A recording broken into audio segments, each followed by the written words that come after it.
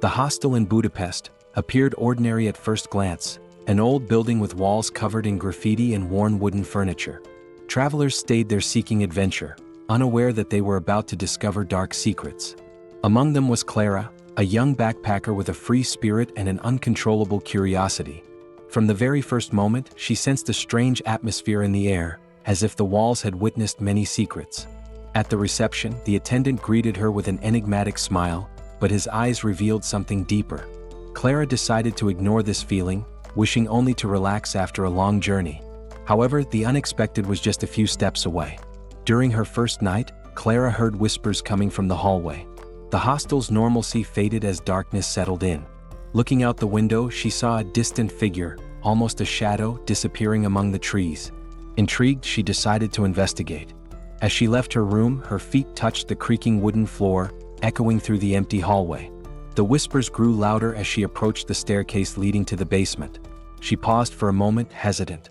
What could be hidden down there? Feeling an impulse, she descended, her heart pounding. The air grew colder with each step she took down.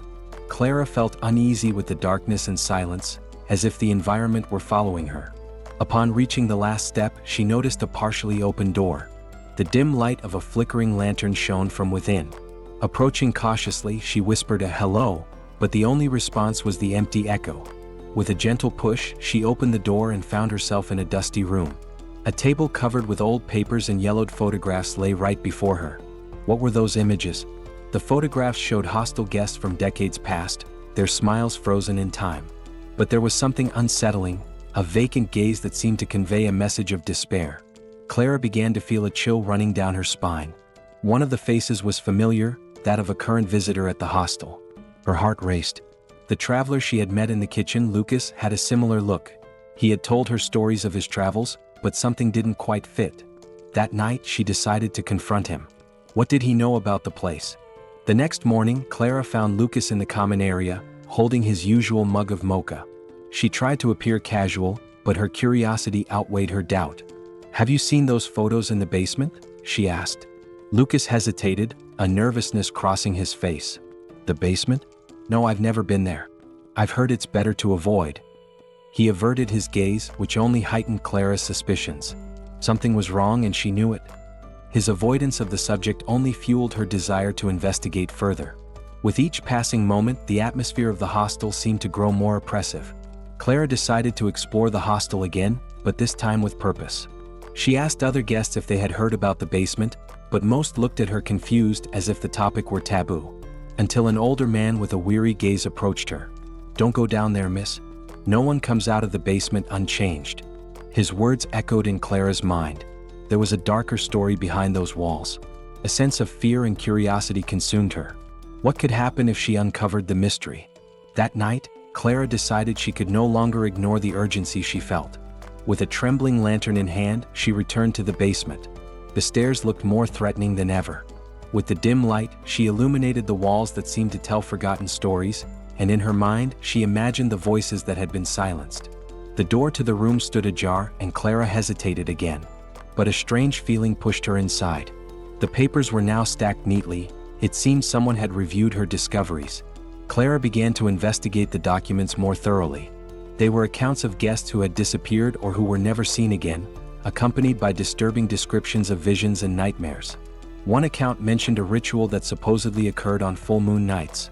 The text spoke of a dark entity that inhabited the place, claiming the hearts of travelers. The adrenaline surged, but she could not give up now. What else could she discover there?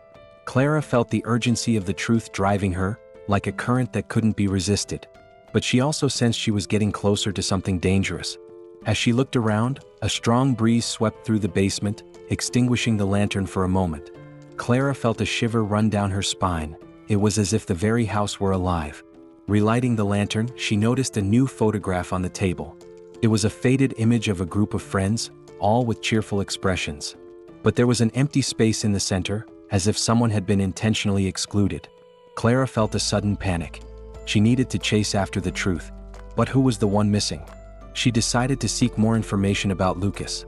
When she returned to the main floor, she found him in the kitchen, preparing something for dinner. His gaze was distant, almost as if he were waiting for something. Clara decided she could no longer keep up appearances. "Lucas, do you know about those photos in the basement? What happened to the people in them?" He stopped what he was doing and looked at her as if weighing what to say. Some places hold secrets that shouldn't be revealed. The past may not be as buried as it seems. The tone of his voice unsettled her. What did he really know? Clara insisted, "What do you know about what happened here?" "I'm worried." Lucas glanced away again, and a heavy silence settled between them. Finally he said, "Don't take risks. Curiosity can be costly." Clara didn't know if he was warning her or trying to intimidate her. She couldn't let him interfere with her search for answers. That night, she decided to visit her room in the basement again. Something was calling her back and she couldn't resist. Somehow, there was a connection between her and the hostel, a web that needed to be unraveled. With her heart pounding in anticipation, Clara descended once more. When she arrived in the basement, something felt different. The atmosphere was heavier, almost oppressive. The lantern danced as if it had a life of its own, illuminating the yellowed papers. Clara walked to the table, but this time noticed a new document, as if it had appeared out of nowhere. It was a handwritten letter with trembling words. "If you're reading this, know that your time is running out. The things that happened here cannot be undone." A sense of dread enveloped her. What else should she fear? Clara looked around, distressed. She had become so immersed in reading that she didn't notice the sound of footsteps approaching. When she looked up, Lucas was standing before her, his face pale and worried. "What have you done? You shouldn't be here," he exclaimed, a frantic mixture of panic and concern. Clara hesitated, but determination prevailed. "I'm trying to understand what happened here, Lucas. Who was the person missing from the photo?" He took a deep breath, as if struggling to contain his own demons. Lucas wiped his forehead and began to speak. "She was a friend of mine, Sophia. She came here a year ago and disappeared on the same night of the full moon. Since then, I feel that something is wrong. I couldn't save her." As his words sank in, the weight of the revelation fell heavily on Clara. She touched the table, feeling a mix of anger and sorrow. "You knew and didn't tell anyone, did you?" Lucas looked at Clara, his eyes filled with regret. "I didn't know how to deal with it. The hostel has a mind of its own, and those who discover its true essence are never the same." The atmosphere was dense, almost palpable, as Clara contemplated the implications of what she had just heard. "What if I find Sophia? What if she's still here in some way?" Lucas's expression darkened. "If you find her, it may not be what you expect." He hesitated again. "Some souls get trapped. We can't destroy them even if we want to." Clara felt her determination grow stronger. She couldn't give up on Sophia or her own truth. However, she began to realize that diving into this mystery could cost more than she had imagined. After a brief conversation, Clara decided she needed more information about the ritual mentioned in the documents. She recalled that some guests had mentioned a festival that took place during the full moon. Could this be related to the disappearances? At that moment, a voice sprang to mind. What happens on the night of the full moon? Fear tried to overtake her, but courage pushed her toward the truth. The next day, she decided to investigate the place during the day, gathering information to prepare herself better. As she walked through the hostel during the day, Clara came across a group of guests animatedly discussing the festival. A young woman, wearing a flowing dress and dreamy expressions, approached her. "Are you going to participate in the ceremony?" she asked triumphantly. Clara, intrigued, inquired about what it was. The young woman explained that it was a local tradition held at the hostel, involving giving thanks to the entities that inhabited the place. The young woman's words echoed in Clara's mind. This was her chance to unravel the mysteries and perhaps find Sophia. The day of the festival arrived, and the hostel was filled with joy, laughter, and a strange sense of camaraderie among the guests. This vibrant energy was the opposite of what Clara felt in her heart. All the traditions were exciting, but the notion of getting closer to the truth was becoming increasingly frightening.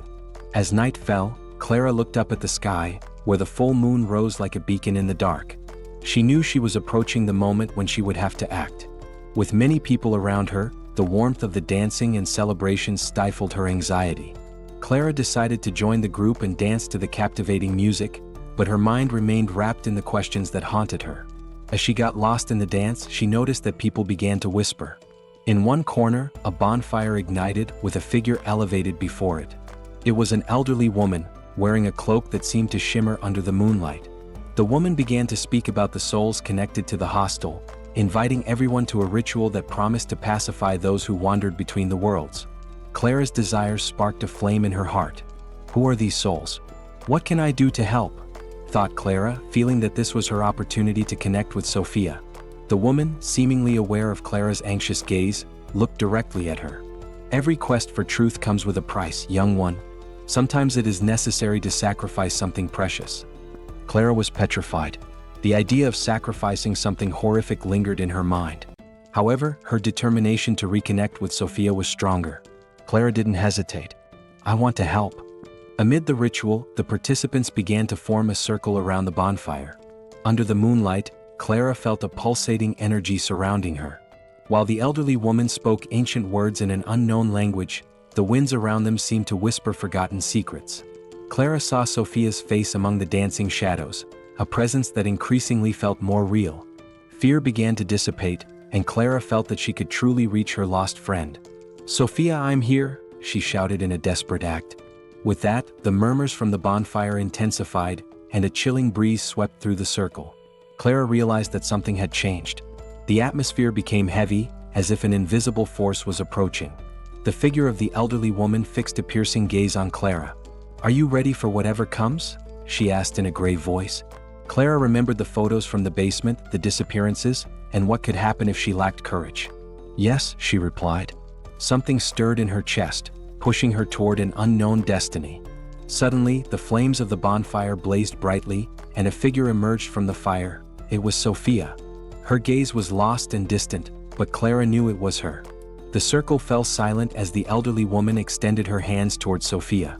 "Life and death are intertwined, and the path to freedom is filled with sacrifices," she declared. Clara felt her heart tighten. To rescue Sophia, she would have to face the truth about the hostel. What had happened to the travelers and their fates?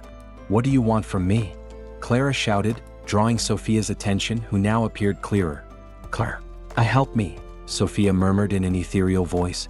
Tension filled the air as the elderly woman responded. To free the lost soul, someone must take her place.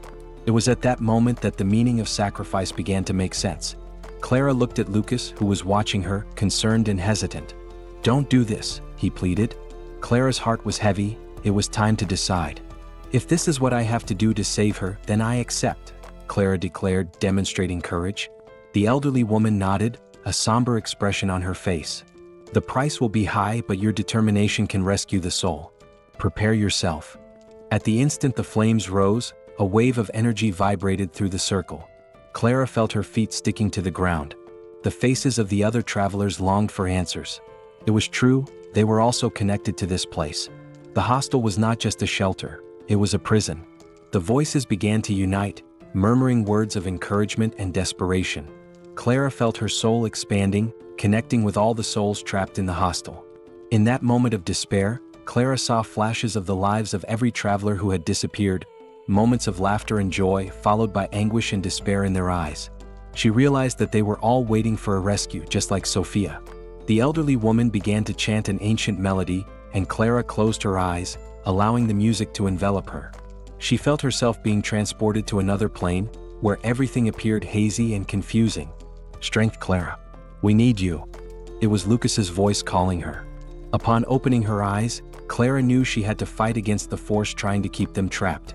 "Anyone who connects with the dead must confront themselves," the woman said, her voice echoing in the depths of Clara's mind.